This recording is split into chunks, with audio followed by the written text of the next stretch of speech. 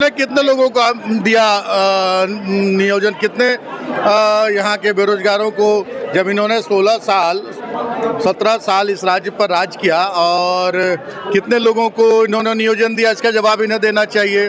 इनके जो सर्वे सर्वा हैं, जिनके बदौलत इनका रोजी रोटी चलता है, माननीय मोदी जी का 2 करोड़ प्रति वर्ष रोजगार देने का वादा कहाँ गया? आज इतना ज्यादा आक्रोश है कि आज देख रहे हैं कि कैसे युवा संसद में प्रवेश कर जा रहे हैं अपना विरोध जताने के लिए। नहीं तो चुल्लू भर पानी में डूब के मर जाना चाहिए। हमने जो वादा किया हम उसको पूरा कर रहे हैं और पूरा करके दिखाएंगे। बेरोजगारी भत्ता भी सब कुछ हो रहा है, बेरोजगारी भत्ता भी दे रहे हैं। नियोजन नीति पे फिर से ये नियोजन नीति पे अभी तो हम लोग अब इनके महामहिम राज्यपाल महोदय के पास जब हम लोग जब विधानसभा में विधेयक पास होता है तो ये भीगी बिल्ली बने रहते हैं, कहते हैं कि अब अगर हम यहाँ विरोध करेंगे तो जनता हमें खदेड़ेगी, दौड़ाएगी। विधानसभा में विरोध नहीं करते, लेकिन पिछले दरवाजे से ये फिर से वापस करवा देते हैं माननीय महामहिम राज्यपाल महोदय के, तो फिर हम लोग वापस भेज रहे हैं। और जितनी बार वापस होगा, हम राज्य हित में कभी भी कोई समझौता, यहाँ के लोगों के हित में, यहाँ के जनता के हित में कोई भी समझौता नहीं करेंगे। दूसरा सवाल है, 92 सांसद को सस्पेंड कर दिया गया लोकसभा। ये देखिए, ये अब देश पूरी तरह से, अगर आप भी लोकतंत्र के चौथे स्तंभ हैं, देश की जनता को मैं आपके माध्यम से अपील करता हूँ कि अगर देश की जनता समय पर नहीं जगेगी, आप जनता को जगाने का काम नहीं करें, तो ये देश ऑटोक्रेसी की तरफ जा रहा है। और समय रहते अगर हम नहीं चेते तो आगे हमारे लिए कुछ भी करने के लायक हम नहीं रह जाएंगे, और हम सिर्फ हाथ मलते रह जाएंगे और यहाँ तानाशाही हावी हो जाएगा। फिर से 1932 हम लोग ला रहे हैं। बजट पर क्या कुछ लेकर सरकार की मंशा फिर से जानना चाहती है। बीजेपी कह रही है कि सिर्फ लोगों के हाथ में झूठ झोंक रही है सरकार। नहीं, लोगों की आदत है, हम लोग तो साफ है, भेजे माननीय राज्यपाल किस कारण से वापस किए पता नहीं, फिर हम लोग भेजने जा रहे हैं।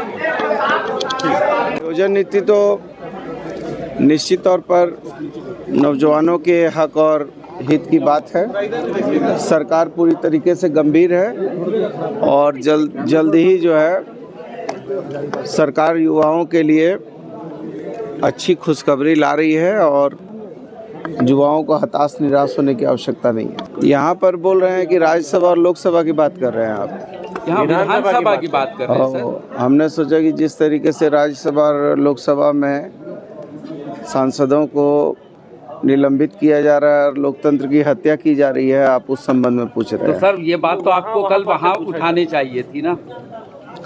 यहाँ तो लोकतंत्र का ये पवित्र मंदिर है, इसमें तो हम चाहते हैं कि नेता प्रतिपक्ष भी अब जो है बैठ गए हैं अपने आसन, अपनी कुर्सी पे, तो अब तो बढ़िया से चलना चाहिए और चलाना चाहिए दोनों पक्ष विपक्ष।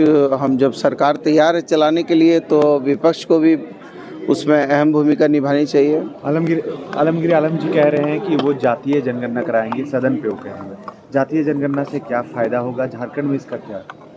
भाई, जब राम मनोहर लोहिया जी ने कहा था कि जिसकी जितनी हिस्सेदारी उसकी उतनी भागीदारी, जब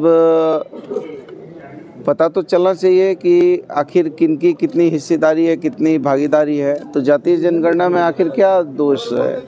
जातीय जनगणना होनी चाहिए, इसका मैं पक्षधर हूँ। बन्ना जी भानु भी कह रहे हैं कि स्वास्थ्य मंत्री से संभल नहीं रहा है, उनको इस्तीफा दे देना चाहिए। हाँ, भानु भाई जैसा हम नहीं करने पा रहे हैं, दवा घोटाला में सीबीआई ने अभी तक हमारे ऊपर कोई कार्रवाई नहीं किया है, उन पर जो है दवा घोटाला किया था तो ऐसा भी हमारे ऊपर नहीं चार्ज लगा है, इसलिए भानु भाई हमारा दोस्त है, वो चाह रहा होगा कि एक साथ हम लोग दोनों जेल में रहें। काम का सवाल ये है कि एडवाइजरी आया है डिपार्टमेंट की तरफ से, केसेस इंडिया में आए हैं, झारखंड को लेकर क्या कुछ है? नहीं, निश्चित तौर पर चूंकि पुराने अनुभव काफ़ी गहरे गंभीर हैं, तो दूध का जला हुआ आदमी मट्ठा को भी फूंक के पीता है। तो कोविड का अभी तक दंश हमारे माथे से नहीं निकला है, अभी फिर से नए वेरिएंट की बात है, तो निश्चित तौर पर हमको आपको सबको जो है इसके लिए सजग होने की आवश्यकता है। नहीं, लगातार नहीं, झारखंड मुक्ति मोर्चा और कांग्रेस की सरकार बने के बाद लगातार झारखंड को लूटने का काम किया, इसका जवाब तो सरकार को देना ही चाहिए। और सरकार के गलत नीतियों और गलत कामों का विरोध में लगातार भारतीय जनता पार्टी सड़क से लेकर सदन तक भारतीय जनता पार्टी के एक एक विधायक सांसद हम लोग लगे हुए हैं और निश्चित तौर पर जिस प्रकार से हेमंत सोरेन जी के नेतृत्व में झारखंड को लूटा जा रहा है कतई बर्दाश्त नहीं किया जाएगा। इसके लिए सड़क से लेकर सदन तक कार्यकर्ता से लेकर नेता विधायक हम लोग लगे हुए हैं और हम लोग लगे रहेंगे और इसका जवाब सरकार को देना चाहिए। कि लोकतंत्र है, लोकतंत्र में सभी लोग अपना बात को रखने के लिए स्वतंत्र है। आप देख रहे हैं कि पारा शिक्षा को लेकर जितना हेमंत सोरेन सरकार ने किया है वो काफी है और जो भी कुछ बाकी है उसको किया जाए। चल हम अभी तक हमारा सरकार है, अभी हमारा समय बचा है तो जितना समय उतना में हम लोग करेंगे। हम लोग जो बात किए हैं वो निश्चित रूप से हम लोग करेंगे। आप देखें हम लोग रघुवर सरकार जैसा गलत बात नहीं करते। सरकार हर सवालों से भाग रही है। सरकार को तो जनता के सवालों का समाधान करना चाहिए। हम लोग तो आवाज़ उठाने के लिए जनता के लिए खड़े हैं, यहाँ के जनता को न्याय मिले और झारखंड जिसलिए बना है लोगों का काम हो। जितने भी विधेयक सरकार ने सदन में प्रस्तुत किया सारे विधेयक ये सरकार ने अपने वापस लिया है। इसमें दोष किसका है? क्यों नहीं डोमिसाइल मुद्दे पर काम कर रहा है? क्यों नहीं नियोजन नीति पर यह काम कर रहा है? सारे नीति इन्होंने विधानसभा में ही पारित कराने का काम किया, फिर उससे भटक गए हैं। इसलिए भारतीय जनता पार्टी के सारे विधायक जनहित मुद्दों पर सवाल उठा रहे हैं और सरकार भाग रही है। लेकिन सत्ता पक्ष करी है, विपक्ष के पास कोई मुद्दा ऐसा नहीं है सदन को जो है बाधित करने का। तो सरकार को जवाब देना चाहिए ना, सरकार को जवाब देना चाहिए, सीएम साहब को जवाब देना चाहिए। जिस लुभावने सोच के साथ और नारों के साथ सरकार बने, जनता को तो फलाफल हो, लेकिन ये सरकार भाग रही है। धन्यवाद।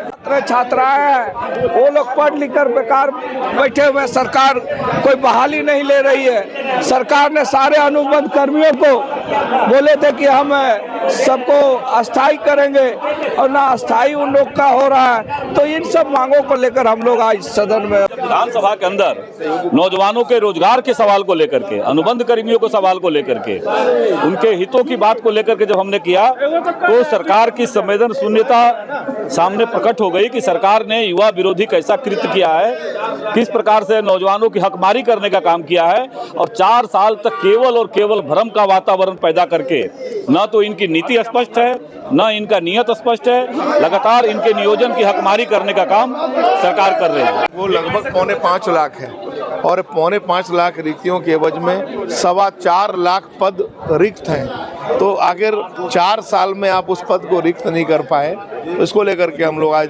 सदन के बाहर और अंदर हम लोग मांग करने वाले। विरोधाभास है कि एक तरफ स्थानीयता पर हम बिल पास कर रहे हैं और दूसरे इस स्थानीयता से इतर किसी आधार पर हम रोजगार दे रहे हैं। ठीक है। हमारा बात जानते हैं कि भगत सिंह के आदमी है ये, इसीलिए छोड़ दिए। हाँ मिला तो छोड़। अरे तो अकेला यादव जीत के कैसे आया? क्या बात करते हो यार, उसको बात मत करो, भारत जला पार्टी के मत बात करो। छोड़िए, नियोजन नीति स्पष्ट नहीं है, इसको भी लेकर सवाल उठ रहा है। अरे वो हर सवाल करेगा, हर सवाल कर। अरे हमारा 11 बज गया दीदी, 11 बज गया। लाइव लगातार के वीडियो को लाइक करें, सब्सक्राइब करें और बेल आइकॉन को दबाना न भूलें।